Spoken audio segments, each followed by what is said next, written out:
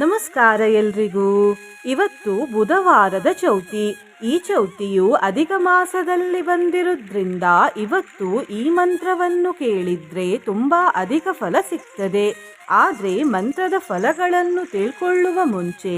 ಅಧಿಕ ಮಾಸದಲ್ಲಿ ದೇವರನ್ನು ಆರಾಧಿಸಿದ್ರೆ ಅಧಿಕ ಫಲ ಹೇಗೆ ಸಿಗ್ತದೆ ಅಂತ ತಿಳ್ಕೊಳ್ಳುವ.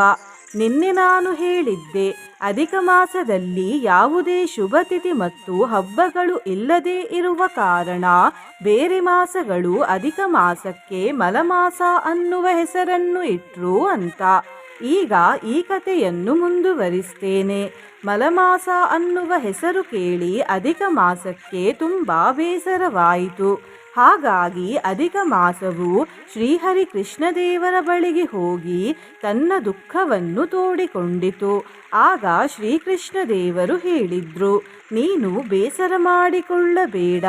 ಇವತ್ತಿನಿಂದ ನಿನಗೆ ಪುರುಷೋತ್ತಮ ಮಾಸ ಎಂದು ಕರೆಯಲಾಗುತ್ತದೆ ಮತ್ತು ಈ ಮಾಸದಲ್ಲಿ ಯಾರು ದೇವರನ್ನು ಆರಾಧಿಸುತ್ತಾರೋ ಅವರಿಗೆ 1000 ಪಟ್ಟು ಅಧಿಕ ಫಲಪ್ರಾಪ್ತಿಯಾಗುತ್ತದೆ ಎಂದು. ಈ ಕಾರಣದಿಂದಲೇ ಅಧಿಕ ಮಾಸದಲ್ಲಿ ದೇವರನ್ನು ಆರಾಧಿಸಿದರೆ ಅಧಿಕ ಫಲವು ಪ್ರಾಪ್ತಿಯಾಗುತ್ತದೆ. ಇವತ್ತು ನಾನು ಶ್ರೀ ಗಣೇಶ ದೇವರ ಒಂದು ಶಕ್ತಿಶಾಲಿ ಮಂತ್ರವನ್ನು ಜಪಿಸುತ್ತಿದ್ದೇನೆ. ಈ ಮಂತ್ರವನ್ನು ಇವತ್ತು ಎಷ್ಟು ಜಾಸ್ತಿ ಸರ್ತಿ ಕೇಳಲಿಕ್ಕಾಗ್ತದೋ ಅಷ್ಟು ಜಾಸ್ತಿ ಬಾರಿ ಕೇಳಿ. ಈ ಮಂತ್ರವನ್ನು ಭಕ್ತಿಯಿಂದ ಕೇಳಿದ್ರೆ 1,00,000 ಪಟ್ಟು ಅಧಿಕ ಧನಲಾಭವಾಗುತ್ತದೆ ಮತ್ತು ತುಂಬಾ ಸಮಯದಿಂದ ಇದ್ದ ದರಿದ್ರತೆ ದೂರವಾಗುತ್ತದೆ. ಕೆಲಸ ಕಾರ್ಯಗಳಲ್ಲಿ ಅಡೆತಡೆಗಳು ಬರುವುದಿಲ್ಲ. ಅನೇಕ ಜನ್ಮಗಳ ಕೆಟ್ಟ ಕರ್ಮಗಳು ನಾಶವಾಗಿ ಹೋಗುತ್ತವೆ. ಸಂಕಷ್ಟಗಳು ನಾಶವಾಗುತ್ತವೆ. ಕೈ ಹಾಕಿದ ಕೆಲಸದಲ್ಲೆಲ್ಲ ಜಯ ಸಿಗುತ್ತದೆ. ಶತ್ರುಬಾಧೆಯಿಂದ ಮುಕ್ತಿ ಸಿಗುತ್ತದೆ ಮತ್ತು ನಕಾರಾತ್ಮಕ ಶಕ್ತಿಗಳಿಂದ ರಕ್ಷಣೆ ಸಿಗುತ್ತದೆ. ನಿನ್ನೆ ನಾನು ಕೇಳಿದ ಪ್ರಶ್ನೆ, ಚಾಮುಂಡೇಶ್ವರಿ ತಾಯಿಯ ಪ್ರಸಿದ್ಧ ದೇವಾಲಯ ಎಲ್ಲಿದೆ ಎಂದು.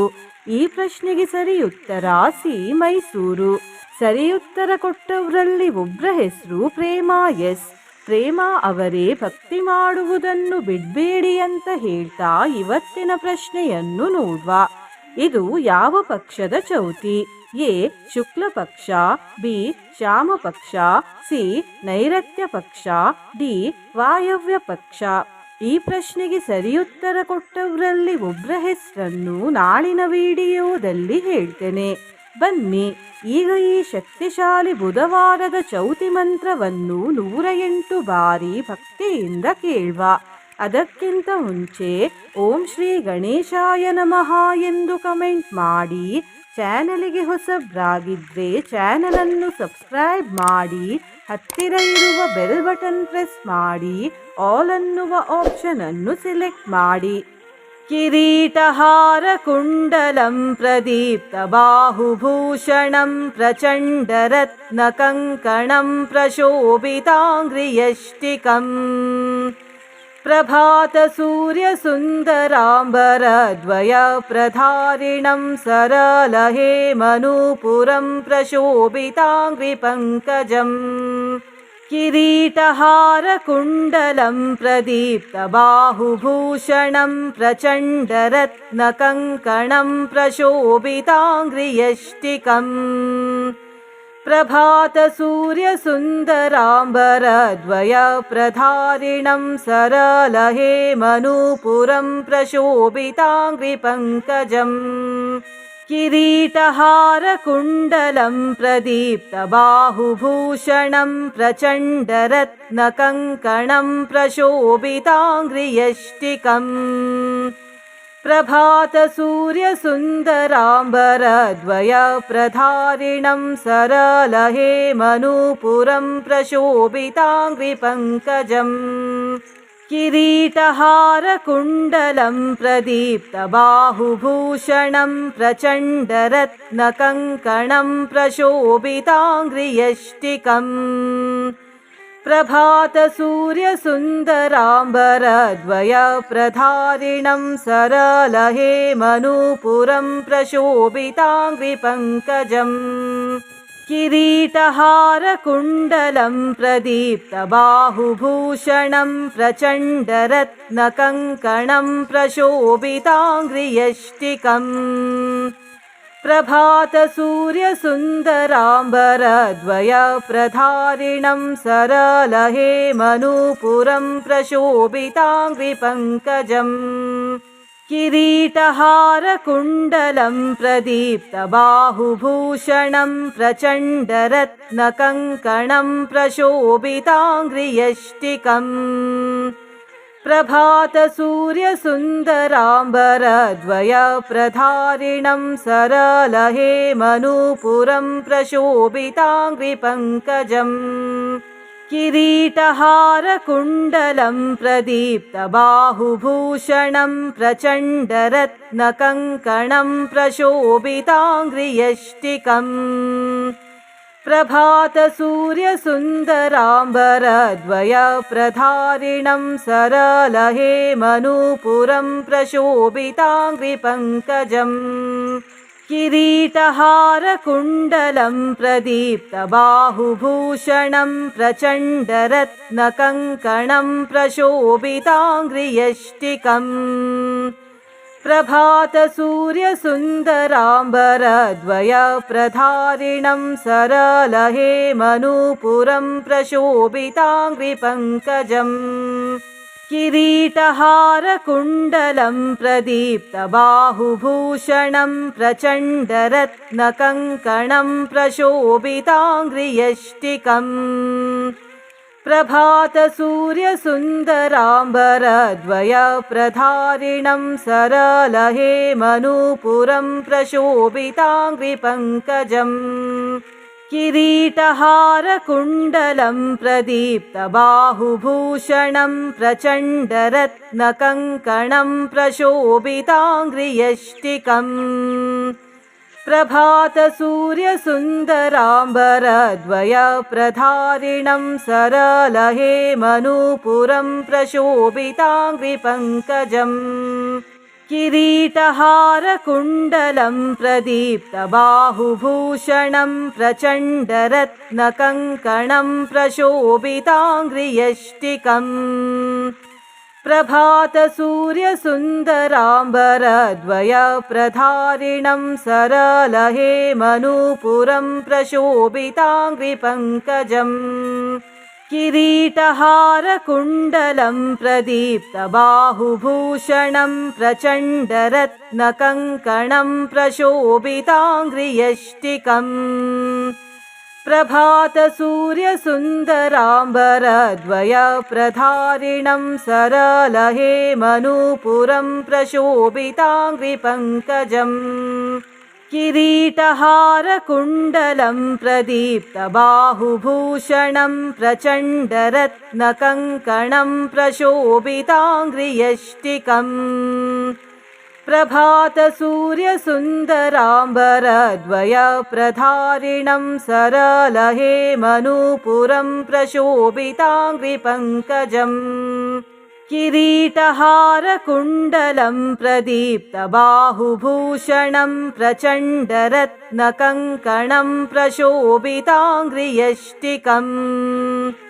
प्रभातसूर्यसुन्दराम्बरद्वयप्रधारिणं सरलहेमनूपुरं प्रशोभिताङ्घ्रिपङ्कजम् किरीटहारकुण्डलं प्रदीप्तबाहुभूषणं प्रचण्डरत्नकङ्कणं प्रशोभिताङ्घ्रियष्टिकम् प्रभातसूर्यसुन्दराम्बरद्वयप्रधारिणं सरलहेमनूपुरं प्रशोभिताङ्घ्रिपङ्कजम् किरीटहारकुण्डलं प्रदीप्तबाहुभूषणं प्रचण्डरत्नकङ्कणं प्रशोभिताङ्घ्रियष्टिकम् प्रभातसूर्यसुन्दराम्बरद्वयप्रधारिणं सरलहेमनूपुरं प्रशोभिताङ्घ्रिपङ्कजम् किरीटहारकुण्डलं प्रदीप्तबाहुभूषणं प्रचण्डरत्नकङ्कणं प्रशोभिताङ्घ्रियष्टिकम् प्रभातसूर्यसुन्दराम्बरद्वयप्रधारिणं सरलहेमनूपुरं प्रशोभिताङ्घ्रिपङ्कजम् किरीटहारकुण्डलं प्रदीप्तबाहुभूषणं प्रचण्डरत्नकङ्कणं प्रशोभिताङ्घ्रियष्टिकम् प्रभातसूर्यसुन्दराम्बरद्वयप्रधारिणं सरलहेमनूपुरं प्रशोभिताङ्घ्रिपङ्कजम् किरीटहारकुण्डलं प्रदीप्तबाहुभूषणं प्रचण्डरत्नकङ्कणं प्रशोभिताङ्घ्रियष्टिकम् प्रभातसूर्यसुन्दराम्बरद्वयप्रधारिणं सरलहेमनूपुरं प्रशोभिताङ्घ्रिपङ्कजम् किरीटहारकुण्डलं प्रदीप्तबाहुभूषणं प्रचण्डरत्नकङ्कणं प्रशोभिताङ्घ्रियष्टिकम् प्रभातसूर्यसुन्दराम्बरद्वयप्रधारिणं सरलहेमनूपुरं प्रशोभिताङ्घ्रिपङ्कजम् किरीटहारकुण्डलं प्रदीप्तबाहुभूषणं प्रचण्डरत्नकङ्कणं प्रशोभिताङ्घ्रियष्टिकम् प्रभातसूर्यसुन्दराम्बरद्वयप्रधारिणं सरलहेमनूपुरं प्रशोभिताङ्घ्रिपङ्कजम् किरीटहारकुण्डलं प्रदीप्तबाहुभूषणं प्रचण्डरत्नकङ्कणं प्रशोभिताङ्घ्रियष्टिकम् प्रभातसूर्यसुन्दराम्बरद्वयप्रधारिणं सरलहेमनूपुरं प्रशोभिताङ्घ्रिपङ्कजम् किरीटहारकुण्डलं प्रदीप्तबाहुभूषणं प्रचण्डरत्नकङ्कणं प्रशोभिताङ्घ्रियष्टिकम् प्रभातसूर्यसुन्दराम्बरद्वयप्रधारिणं सरलहेमनूपुरं प्रशोभिताङ्घ्रिपङ्कजम् किरीटहारकुण्डलं प्रदीप्तबाहुभूषणं प्रचण्डरत्नकङ्कणं प्रशोभिताङ्घ्रियष्टिकम् प्रभातसूर्यसुन्दराम्बरद्वयप्रधारिणं सरलहेमनूपुरं प्रशोभिताङ्घ्रिपङ्कजम् किरीटहारकुण्डलं प्रदीप्तबाहुभूषणं प्रचण्डरत्नकङ्कणं प्रशोभिताङ्घ्रियष्टिकम् प्रभातसूर्यसुन्दराम्बरद्वयप्रधारिणं सरलहेमनूपुरं प्रशोभिताङ्घ्रिपङ्कजम् किरीटहारकुण्डलं प्रदीप्तबाहुभूषणं प्रचण्डरत्नकङ्कणं प्रशोभिताङ्घ्रियष्टिकम् प्रभातसूर्यसुन्दराम्बरद्वयप्रधारिणं सरलहेमनूपुरं प्रशोभिताङ्घ्रिपङ्कजम्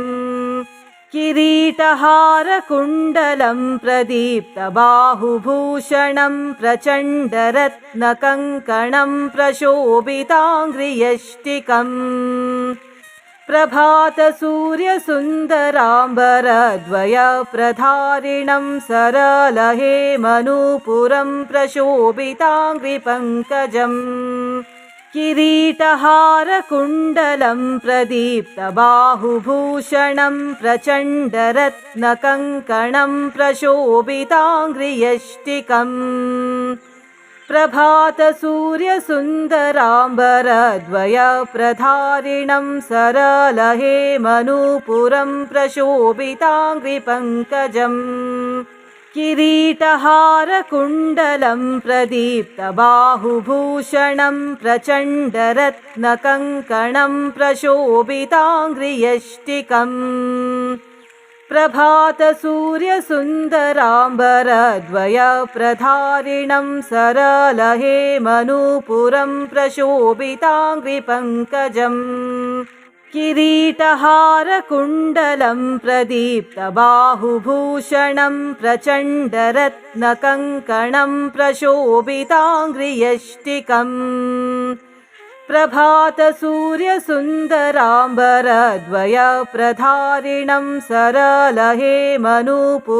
प्रशोभिताङ्घ्रिपङ्कजम् किरीटहारकुण्डलं प्रदीप्तबाहुभूषणं प्रचण्डरत्नकङ्कणं प्रशोभिताङ्घ्रियष्टिकम्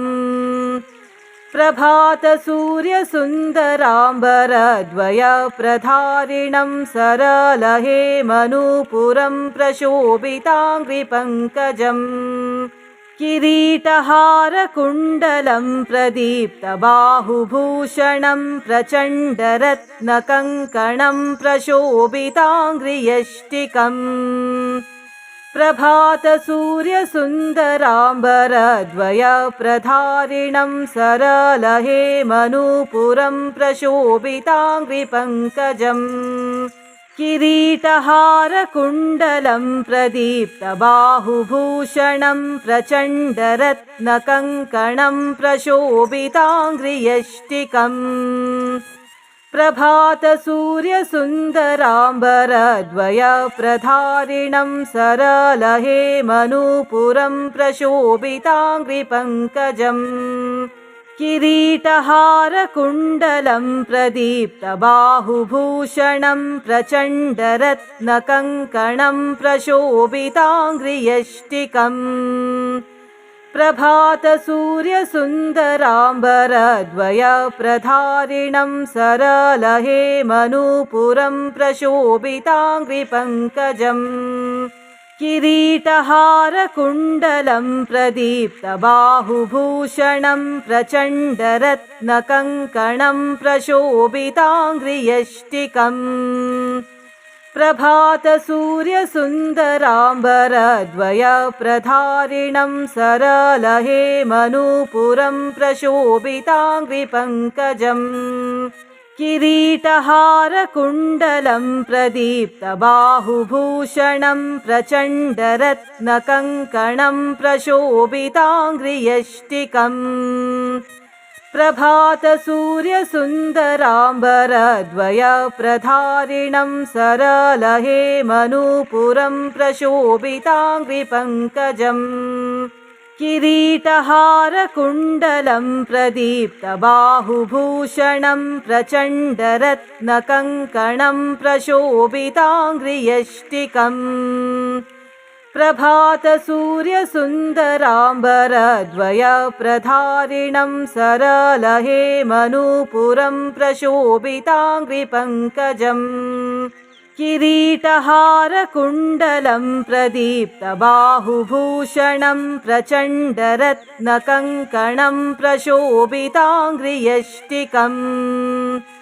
प्रभातसूर्यसुन्दराम्बरद्वयप्रधारिणं सरलहेमनूपुरं प्रशोभिताङ्घ्रिपङ्कजम् किरीटहारकुण्डलं प्रदीप्तबाहुभूषणं प्रचण्डरत्नकङ्कणं प्रशोभिताङ्घ्रियष्टिकम् प्रभातसूर्यसुन्दराम्बरद्वयप्रधारिणं सरलहेमनूपुरं प्रशोभिताङ्घ्रिपङ्कजम् किरीटहारकुण्डलं प्रदीप्तबाहुभूषणं प्रचण्डरत्नकङ्कणं प्रशोभिताङ्घ्रियष्टिकम् प्रभातसूर्यसुन्दराम्बरद्वयप्रधारिणं सरलहेमनूपुरं प्रशोभिताङ्घ्रिपङ्कजम् किरीटहारकुण्डलं प्रदीप्तबाहुभूषणं प्रचण्डरत्नकङ्कणं प्रशोभिताङ्घ्रियष्टिकम् प्रभातसूर्यसुन्दराम्बरद्वयप्रधारिणं सरलहेमनूपुरं प्रशोभिताङ्घ्रिपङ्कजम् किरीटहारकुण्डलं प्रदीप्तबाहुभूषणं प्रचण्डरत्नकङ्कणं प्रशोभिताङ्घ्रियष्टिकम् प्रभातसूर्यसुन्दराम्बरद्वयप्रधारिणं सरलहेमनूपुरं प्रशोभिताङ्घ्रिपङ्कजम् किरीटहारकुण्डलं प्रदीप्तबाहुभूषणं प्रचण्डरत्नकङ्कणं प्रशोभिताङ्घ्रियष्टिकम् प्रभातसूर्यसुन्दराम्बरद्वयप्रधारिणं सरलहेमनूपुरं प्रशोभिताङ्घ्रिपङ्कजम् किरीटहारकुण्डलं प्रदीप्तबाहुभूषणं प्रचण्डरत्नकङ्कणं प्रशोभिताङ्घ्रियष्टिकम् प्रभातसूर्यसुन्दराम्बरद्वयप्रधारिणं सरलहेमनूपुरं प्रशोभिताङ्घ्रिपङ्कजम् किरीटहारकुण्डलं प्रदीप्तबाहुभूषणं प्रचण्डरत्नकङ्कणं प्रशोभिताङ्घ्रियष्टिकम् प्रभातसूर्यसुन्दराम्बरद्वयप्रधारिणं सरलहेमनूपुरं प्रशोभिताङ्घ्रिपङ्कजम् किरीटहारकुण्डलं प्रदीप्तबाहुभूषणं प्रचण्डरत्नकङ्कणं प्रशोभिताङ्घ्रियष्टिकम् प्रभातसूर्यसुन्दराम्बरद्वयप्रधारिणं सरलहेमनूपुरं प्रशोभिताङ्घ्रिपङ्कजम् किरीटहारकुण्डलं प्रदीप्तबाहुभूषणं प्रचण्डरत्नकङ्कणं प्रशोभिताङ्घ्रियष्टिकम् प्रभातसूर्यसुन्दराम्बरद्वयप्रधारिणं सरलहेमनूपुरं प्रशोभिताङ्घ्रिपङ्कजम् किरीटहारकुण्डलं प्रदीप्तबाहुभूषणं प्रचण्डरत्नकङ्कणं प्रशोभिताङ्घ्रियष्टिकम् प्रभातसूर्यसुन्दराम्बरद्वयप्रधारिणं सरलहेमनूपुरं प्रशोभिताङ्घ्रिपङ्कजम् किरीटहारकुण्डलं प्रदीप्तबाहुभूषणं प्रचण्डरत्नकङ्कणं प्रशोभिताङ्घ्रियष्टिकम् प्रभातसूर्यसुन्दराम्बरद्वयप्रधारिणं सरलहेमनूपुरं प्रशोभिताङ्घ्रिपङ्कजम् किरीटहारकुण्डलं प्रदीप्तबाहुभूषणं प्रचण्डरत्नकङ्कणं प्रशोभिताङ्घ्रियष्टिकम् प्रभातसूर्यसुन्दराम्बरद्वयप्रधारिणं सरलहेमनूपुरं प्रशोभिताङ्घ्रिपङ्कजम् किरीटहारकुण्डलं प्रदीप्तबाहुभूषणं प्रचण्डरत्नकङ्कणं प्रशोभिताङ्घ्रियष्टिकम् प्रभातसूर्यसुन्दराम्बरद्वयप्रधारिणं सरलहेमनूपुरं प्रशोभिताङ्घ्रिपङ्कजम् किरीटहारकुण्डलं प्रदीप्तबाहुभूषणं प्रचण्डरत्नकङ्कणं प्रशोभिताङ्घ्रियष्टिकम् प्रभातसूर्यसुन्दराम्बरद्वयप्रधारिणं सरलहेमनूपुरं प्रशोभिताङ्घ्रिपङ्कजम् किरीटहारकुण्डलं प्रदीप्तबाहुभूषणं प्रचण्डरत्नकङ्कणं प्रशोभिताङ्घ्रियष्टिकम् प्रभातसूर्यसुन्दराम्बरद्वयप्रधारिणं सरलहेमनूपुरं प्रशोभिताङ्घ्रिपङ्कजम् किरीटहारकुण्डलं प्रदीप्तबाहुभूषणं प्रचण्डरत्नकङ्कणं प्रशोभिताङ्घ्रियष्टिकम् प्रभातसूर्यसुन्दराम्बरद्वयप्रधारिणं सरलहेमनूपुरं प्रशोभिताङ्घ्रिपङ्कजम् किरीटहारकुण्डलं प्रदीप्तबाहुभूषणं प्रचण्डरत्नकङ्कणं प्रशोभिताङ्घ्रियष्टिकम् प्रभातसूर्यसुन्दराम्बरद्वयप्रधारिणं सरलहेमनूपुरं प्रशोभिताङ्घ्रिपङ्कजम् किरीटहारकुण्डलं प्रदीप्तबाहुभूषणं प्रचण्डरत्नकङ्कणं प्रशोभिताङ्घ्रियष्टिकम् प्रभातसूर्यसुन्दराम्बरद्वयप्रधारिणं सरलहेमनूपुरं प्रशोभिताङ्घ्रिपङ्कजम् किरीटहारकुण्डलं प्रदीप्तबाहुभूषणं प्रचण्डरत्नकङ्कणं प्रशोभिताङ्घ्रियष्टिकम् प्रभातसूर्यसुन्दराम्बरद्वयप्रधारिणं सरलहेमनूपुरं प्रशोभिताङ्घ्रिपङ्कजम् किरीटहारकुण्डलं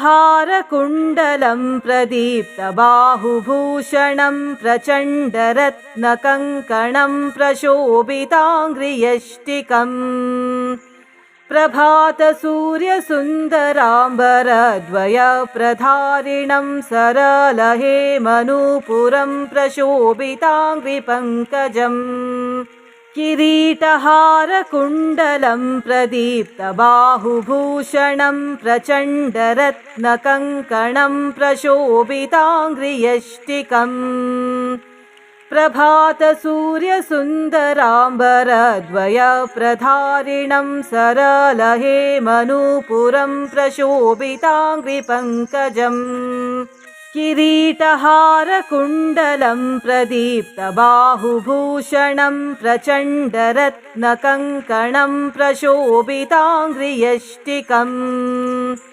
प्रभातसूर्यसुन्दराम्बरद्वयप्रधारिणं सरलहेमनूपुरं प्रशोभिताङ्घ्रिपङ्कजम् किरीटहारकुण्डलं प्रदीप्तबाहुभूषणं प्रचण्डरत्नकङ्कणं प्रशोभिताङ्घ्रियष्टिकम् प्रभातसूर्यसुन्दराम्बरद्वयप्रधारिणं सरलहेमनूपुरं प्रशोभिताङ्घ्रिपङ्कजम्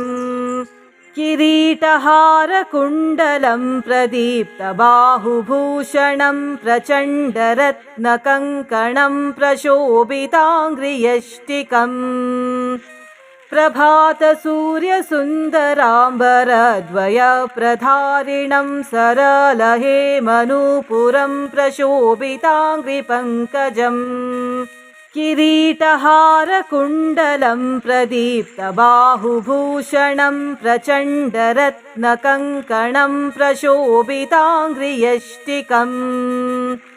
प्रभातसूर्यसुन्दराम्बरद्वयप्रधारिणं सरलहेमनूपुरं प्रशोभिताङ्घ्रिपङ्कजम्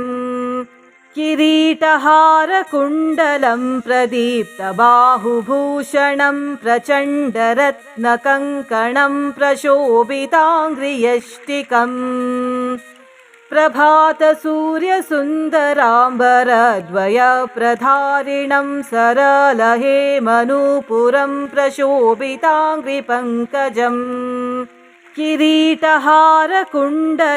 प्रदीप्तबाहुभूषणं प्रचण्डरत्नकङ्कणं प्रशोभिताङ्घ्रियष्टिकम् प्रभातसूर्यसुन्दराम्बरद्वयप्रधारिणं सरलहेमनूपुरं प्रशोभिताङ्घ्रिपङ्कजम् किरीटहारकुण्डलं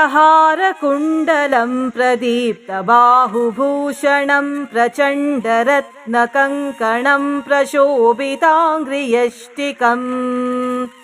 प्रभातसूर्यसुन्दराम्बरद्वयप्रधारिणं सरलहेमनूपुरं प्रशोभिताङ्घ्रिपङ्कजम्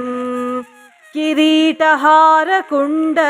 प्रदीप्तबाहुभूषणं प्रचण्डरत्नकङ्कणं प्रशोभिताङ्घ्रियष्टिकम् प्रभातसूर्यसुन्दराम्बरद्वयप्रधारिणं सरलहेमनूपुरं प्रशोभिताङ्घ्रिपङ्कजम् किरीटहारकुण्डलं प्रदीप्तबाहुभूषणं प्रचण्डरत्नकङ्कणं प्रशोभिताङ्घ्रियष्टिकम् प्रभातसूर्यसुन्दराम्बरद्वयप्रधारिणं सरलहेमनूपुरं प्रशोभिताङ्घ्रिपङ्कजम् किरीटहारकुण्डलं प्रदीप्तबाहुभूषणं प्रचण्डरत्नकङ्कणं प्रशोभिताङ्घ्रियष्टिकम्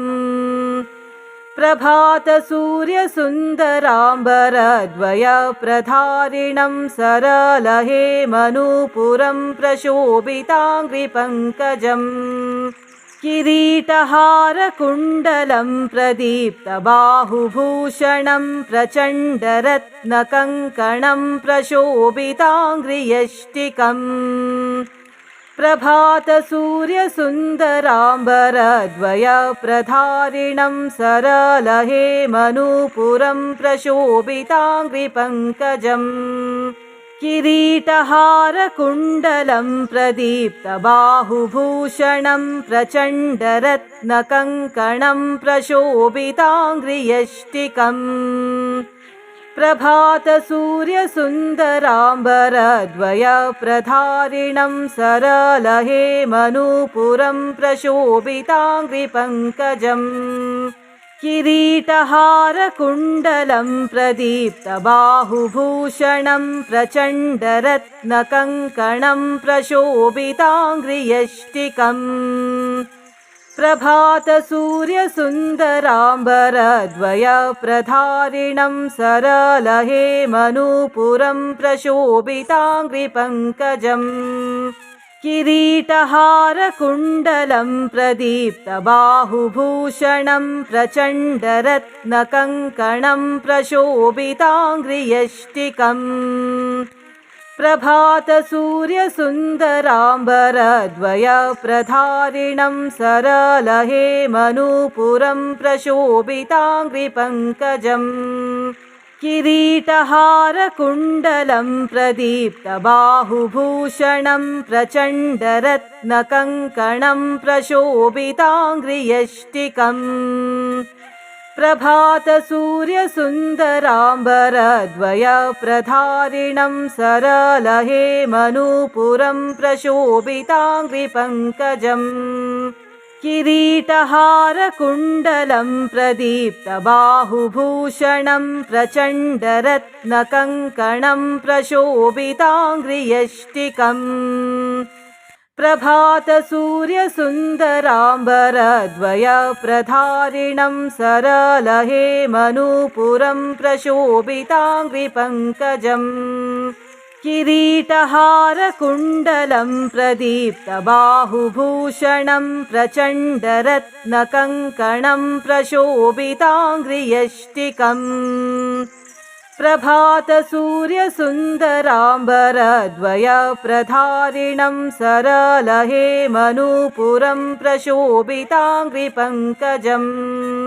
किरीटहारकुण्डलं प्रदीप्तबाहुभूषणं प्रचण्डरत्नकङ्कणं प्रशोभिताङ्घ्रियष्टिकम् प्रभातसूर्यसुन्दराम्बरद्वयप्रधारिणं सरलहेमनूपुरं प्रशोभिताङ्घ्रिपङ्कजम् किरीटहारकुण्डलं प्रदीप्तबाहुभूषणं प्रचण्डरत्नकङ्कणं प्रशोभिताङ्घ्रियष्टिकम् प्रभातसूर्यसुन्दराम्बरद्वयप्रधारिणं सरलहेमनूपुरं प्रशोभिताङ्घ्रिपङ्कजम् किरीटहारकुण्डलं प्रदीप्तबाहुभूषणं प्रचण्डरत्नकङ्कणं प्रशोभिताङ्घ्रियष्टिकम् प्रभातसूर्यसुन्दराम्बरद्वयप्रधारिणं सरलहेमनूपुरं प्रशोभिताङ्घ्रिपङ्कजम् किरीटहारकुण्डलं प्रदीप्तबाहुभूषणं प्रचण्डरत्नकङ्कणं प्रशोभिताङ्घ्रियष्टिकम् प्रभातसूर्यसुन्दराम्बरद्वयप्रधारिणं सरलहेमनूपुरं प्रशोभिताङ्घ्रिपङ्कजम् किरीटहारकुण्डलं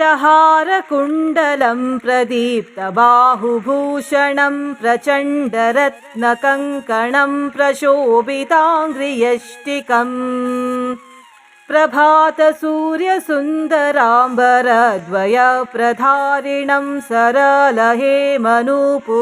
प्रशोभिताङ्घ्रिपङ्कजम् किरीटहारकुण्डलं प्रदीप्तबाहुभूषणं प्रचण्डरत्नकङ्कणं प्रशोभिताङ्घ्रियष्टिकम् प्रभातसूर्यसुन्दराम्बरद्वयप्रधारिणं सरलहेमनूपुरं प्रशोभिताङ्घ्रिपङ्कजम् किरीटहारकुण्डलं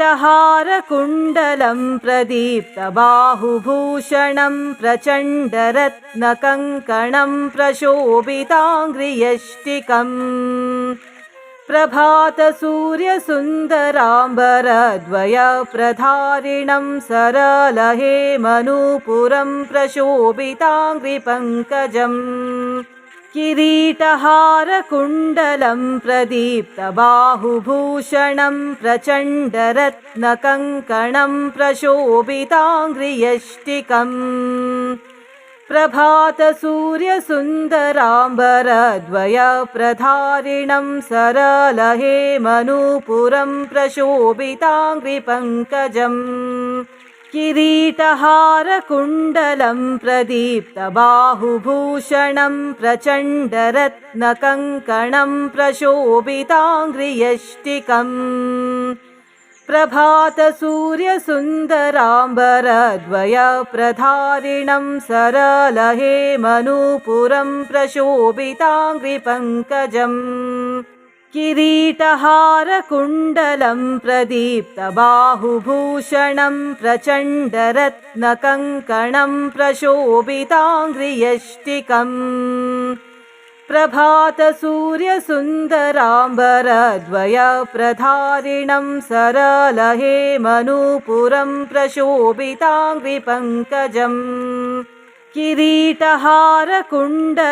प्रदीप्तबाहुभूषणं प्रचण्डरत्नकङ्कणं प्रशोभिताङ्घ्रियष्टिकम्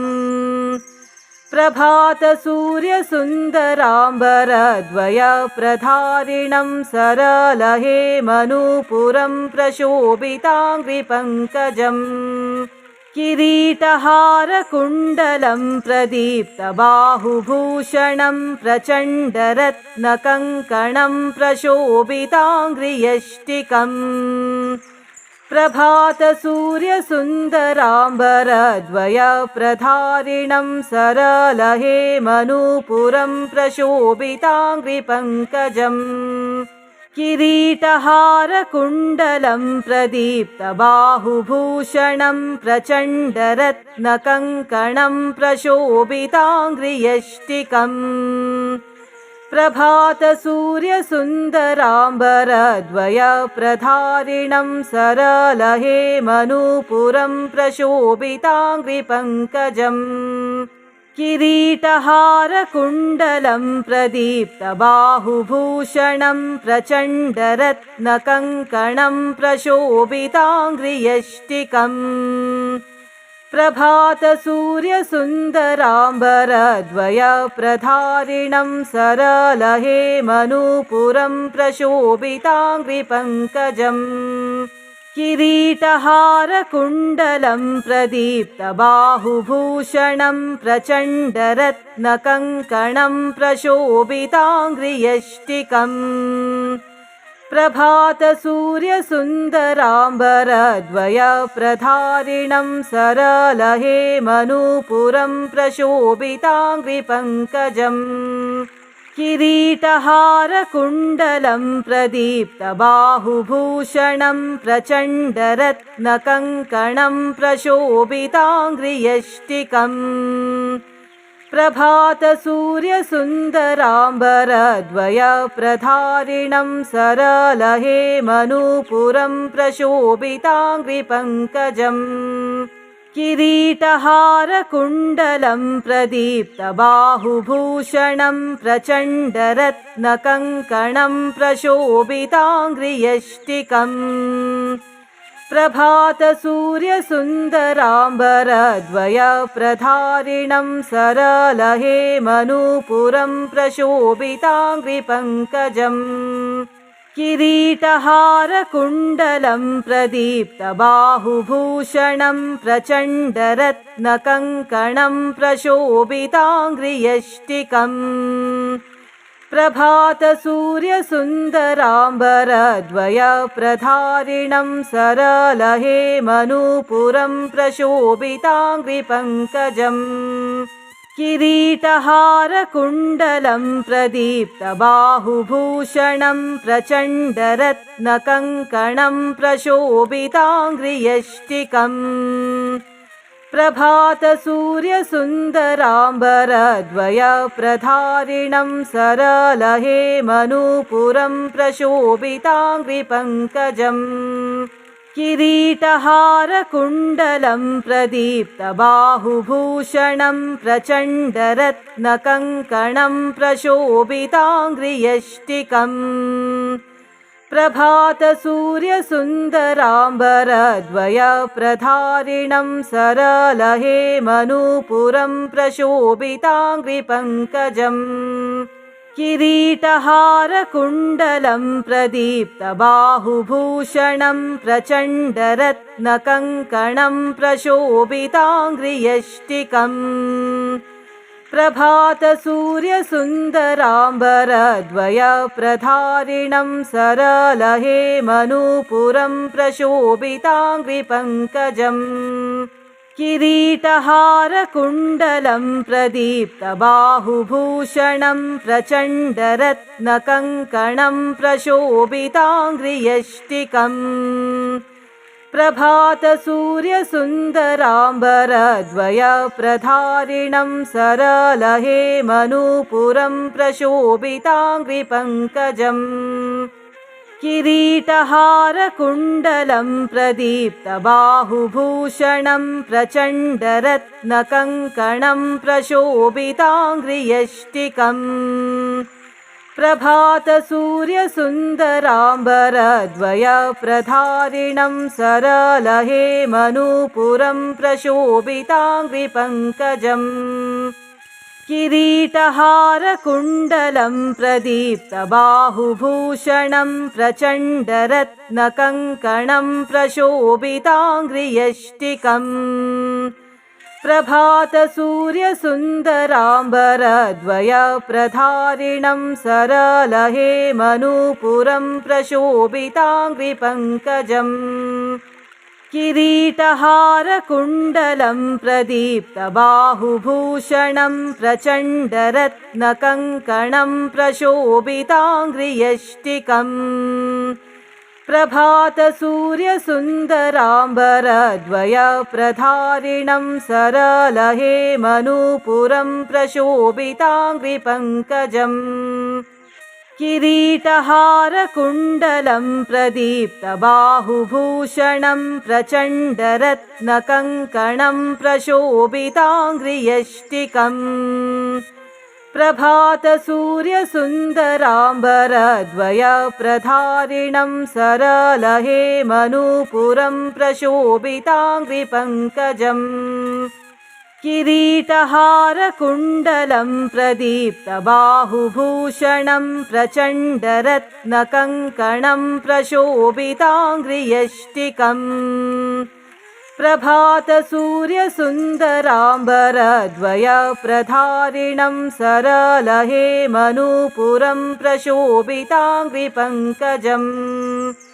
किरीटहारकुण्डलं प्रदीप्तबाहुभूषणं प्रचण्डरत्नकङ्कणं प्रशोभिताङ्घ्रियष्टिकम् प्रभातसूर्यसुन्दराम्बरद्वयप्रधारिणं सरलहेमनूपुरं प्रशोभिताङ्घ्रिपङ्कजम् किरीटहारकुण्डलं प्रदीप्तबाहुभूषणं प्रचण्डरत्नकङ्कणं प्रशोभिताङ्घ्रियष्टिकम् प्रभातसूर्यसुन्दराम्बरद्वयप्रधारिणं सरलहेमनूपुरं प्रशोभिताङ्घ्रिपङ्कजम् किरीटहारकुण्डलं प्रदीप्तबाहुभूषणं प्रचण्डरत्नकङ्कणं प्रशोभिताङ्घ्रियष्टिकम् प्रभातसूर्यसुन्दराम्बरद्वयप्रधारिणं सरलहेमनूपुरं प्रशोभिताङ्घ्रिपङ्कजम् किरीटहारकुण्डलं प्रदीप्तबाहुभूषणं प्रचण्डरत्नकङ्कणं प्रशोभिताङ्घ्रियष्टिकम् प्रभातसूर्यसुन्दराम्बरद्वयप्रधारिणं सरलहेमनूपुरं प्रशोभिताङ्घ्रिपङ्कजम् किरीटहारकुण्डलं प्रदीप्तबाहुभूषणं प्रचण्डरत्नकङ्कणं प्रशोभिताङ्घ्रियष्टिकम् प्रभातसूर्यसुन्दराम्बरद्वयप्रधारिणं सरलहेमनूपुरं प्रशोभिताङ्घ्रिपङ्कजम्